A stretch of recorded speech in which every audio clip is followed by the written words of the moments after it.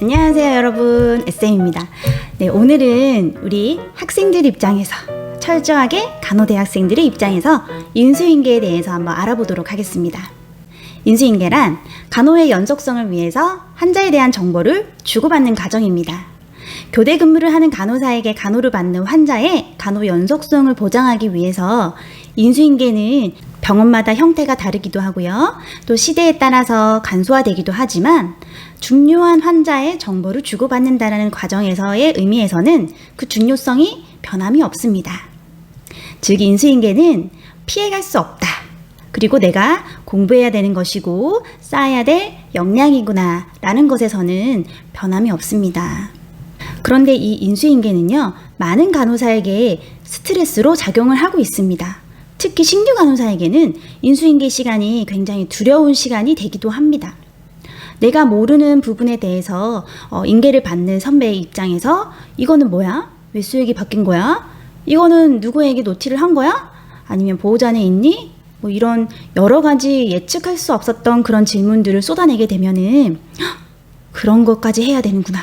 몰랐어 어떡해. 이제 이런 생각을 하기도 하면서 정말 식은땀 흘리기도 하고요. 진땀이 흐르는 정도가 아니라 눈물까지 흘리기도 합니다. 그러다 보니까 우리 스케줄표, 근무표가 나오게 되면 내가 누구랑 일하지? 또 보지만 내가 누구한테 인계를 받고 누구한테 인계를 줘야 되나 이것도 살피게 되는 거죠. 최근에는 인수인계가 많이 간소화되고 있는 상황이에요. 병원 근무 환경을 개선해야 된다. 그리고 병원 입장에서는 또 시간의 근무 수당에 대한 부담도 클 테잖아요. 그렇기 때문에 많이 간소화되고 있는 상황이에요. 여기서 간소화됐다라고 해서 안 하는 건 아니에요. 인계를 받아야 되는 사람이 먼저 출근을 하게 되면 전산으로 환자에 대한 정보, 상태 변화 등을 파악하는 시간을 가집니다. 스스로 파악을 한 뒤에 환자 상태 변화에 대해서 꼭 알아야 되는 거는 구두로 인계를 합니다. 그렇지 않은 병원도 있을 텐데요. 어쨌든 이렇게 전번에게서 내가 오늘 근무 활동을 알아야 되는 환자에 대한 중요한 정보를 주고받아야 된다는 것에서는 인계가 생략이 되지는 않습니다. 네, 신규 간호사로 취직을 하게 되면은요, 인계를 주는 일보다는 인계를 받는 일이 굉장히 많아요. 그리고 인계를 받아서 내가 그 중요한 업무를 잘 수행해내는 거, 그게 이제 신규 간호사의 주된 업무가 될 것입니다. 근데 이때 무슨 말인지 몰라서 일을 못하고 해야 될 일을 놓치고 하면 안 되겠죠. 학생 때도 마찬가지예요. 인계를 잘 듣는 것에서부터 시작을 해야 되는데요. 잘 듣는 게 쉽지가 않아요. 왜냐하면 출퇴근 시간은 우리에게 낯설죠. 그래서 일어나지 않는 시간에 일어나고, 그리고 낯선 환경에서 적응하느라 몸과 마음이 많이 고단하단 말이에요. 그런데 인계 시간에 앉아 있으면 못 알아듣는 말들이 많이 나오죠.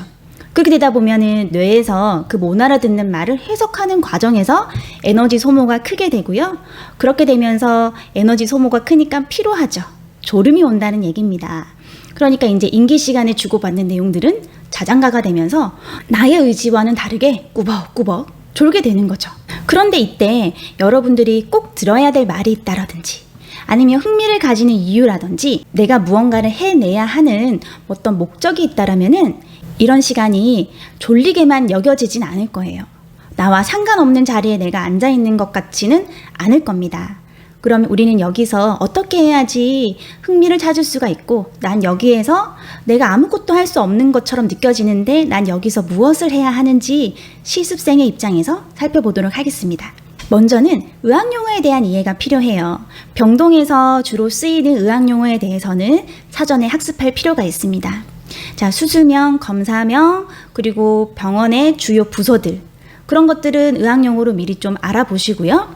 그렇게 알아갔다 하더라도 임상에서 쓰이는 약어라든지 내가 미처 공부하지 못한 부분들은 별도로 실습 기간 중에 학습을 하셔야 합니다.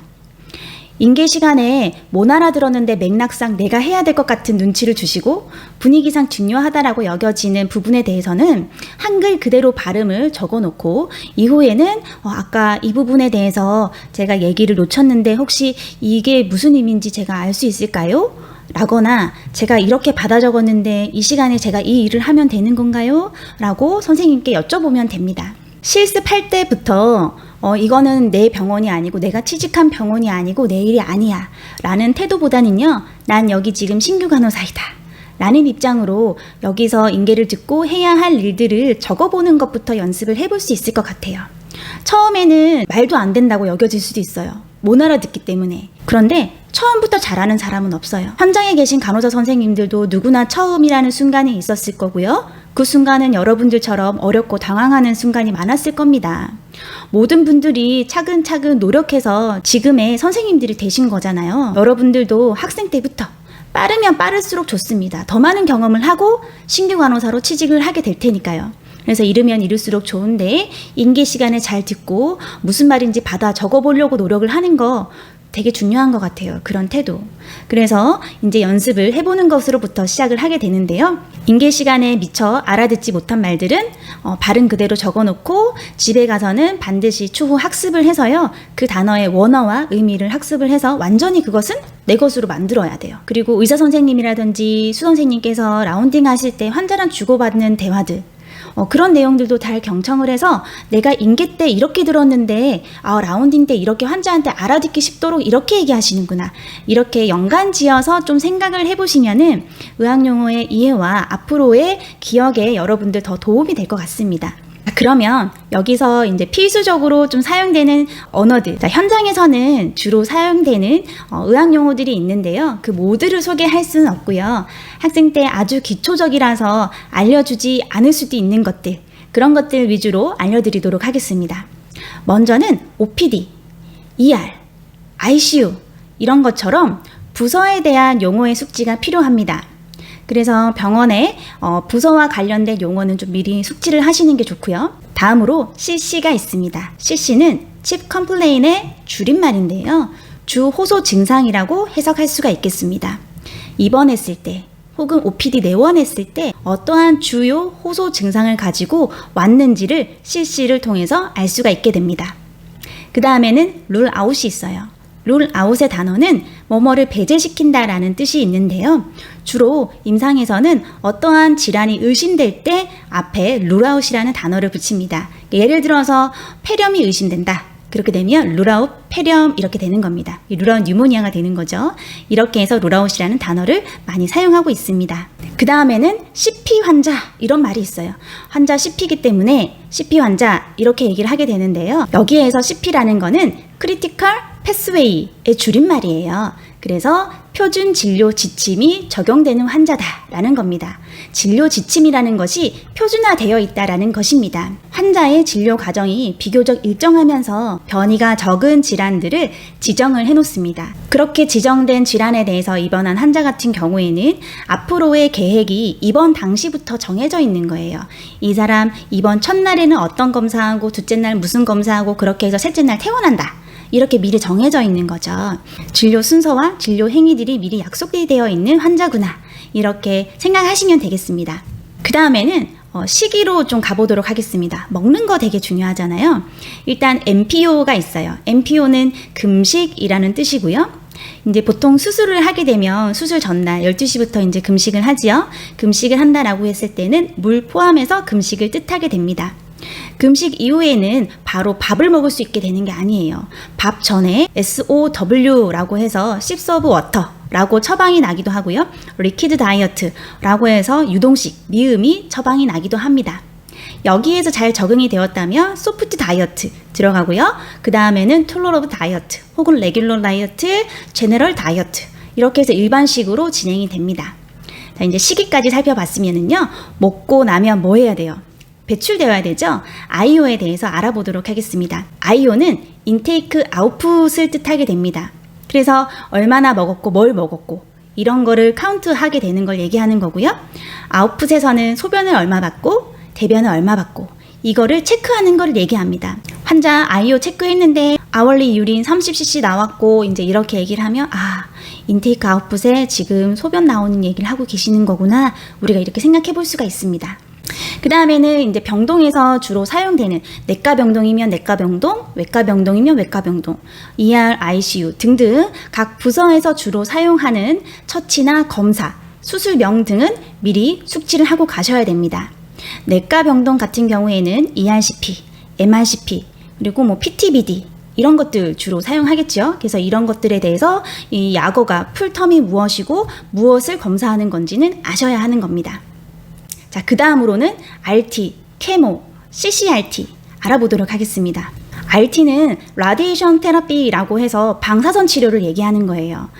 암 치료 얘기하는 거죠. 그 다음에는 케모, 환자 케모 진행 중인데요. 케모 1차 받았는데요. 라고 할 때 케모는 케모세라피 얘기하는 겁니다. 네, 케모세라피는 항암 화학요법을 얘기하는 거죠. 주로 주사제로 들어가는 걸 얘기하게 됩니다. 네, CCRT도 있습니다.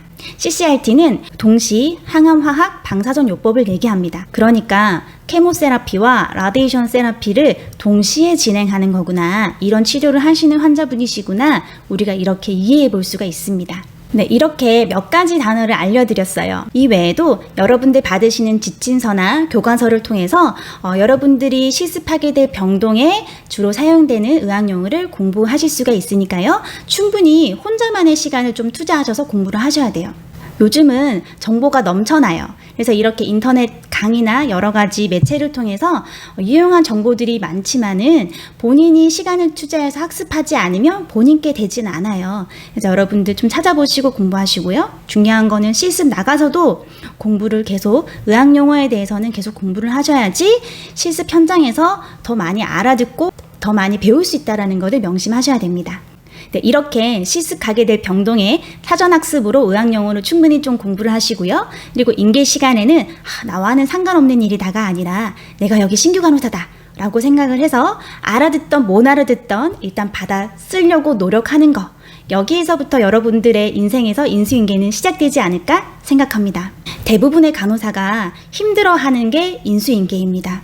이런 인수인계는 한순간 어느 순간에 한 번에 능숙해지는 것이 아니라 긴 세월 경험에 의해서, 그동안의 노하우에 의해서 그렇게 잘하는 사람으로 변화됩니다. 학생 때부터 관심을 가지고 어떻게 하면 잘할 수 있을까? 어떻게 하면 내가 2년 뒤, 3년 뒤 간호사가 되었을 때 잘 알아들을 수 있을까? 지속적으로 관심을 가지고 노력을 다하는 수밖에 없습니다. 누구나 처음은 어렵다라고 말씀드렸는데요. 지금 대부분의 모든 것이 처음인 학생들에게는 지금의 상황이 굉장히 힘든 순간일 수도 있어요. 그러나 반대로 생각을 해보면 모든 것이 처음이라는 거는 굉장히 설레이기도 합니다. 처음이기 때문에 여러분의 발전 가능성이 무궁무진한 거고요. 처음이기 때문에 앞으로가 더더욱 기회되는 여러분들입니다. 언제나 여러분들 편에서 여러분들 응원을 하겠습니다. 여러분 힘내시고요. 어렵고 힘들고 더 알고 싶다, 이러한 점이 있으면 아래 댓글 달아주시면 되겠습니다. 자, 그러면 오늘 영상은 여기까지 하도록 하겠고요. 다음에 또 만나도록 하겠습니다. 안녕.